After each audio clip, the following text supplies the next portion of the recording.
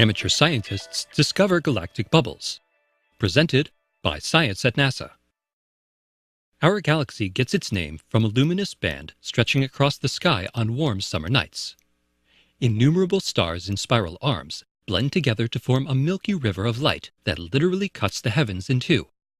Ancient Greeks called it the Milky Circle, or in classical Latin, Via Lactea, the Milky Way.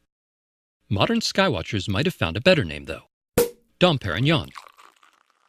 A team of more than 35,000 amateur scientists have been looking through images taken by NASA's Spitzer Space Telescope, and they have discovered more than 5,000 bubbles in the disk of our galaxy.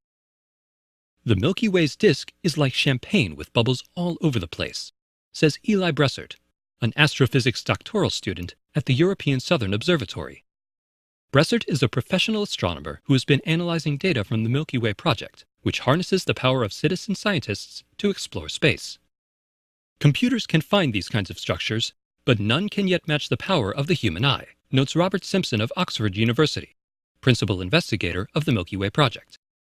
Humans are particularly good at noticing the wispy arcs, partially broken rings, and circles within circles of overlapping bubbles in the crowded galaxy.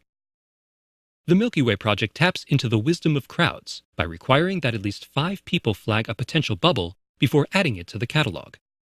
We have plans to try and use data from the Milky Way project to help train computers to perform this task better, adds Simpson. Interstellar bubbles are a sign of star formation.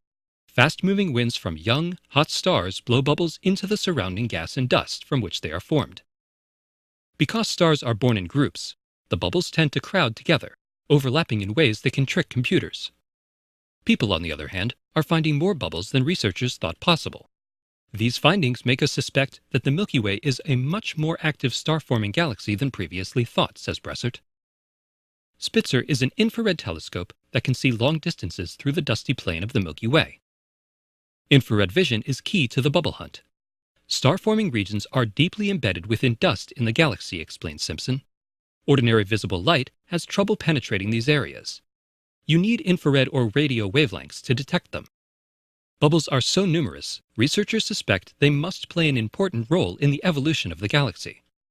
For instance, rapidly expanding bubbles can run into interstellar clouds of gas, triggering bursts of star formations as the clouds collapse. New stars, in turn, blow more bubbles. It's a cyclical process that could keep the Milky Way fizzing like a gas of the bubbly.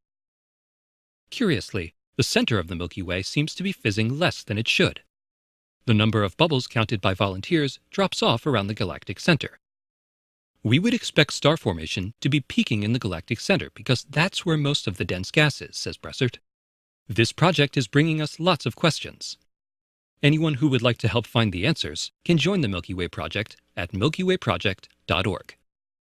For more news of galactic importance, please visit science.nasa.gov.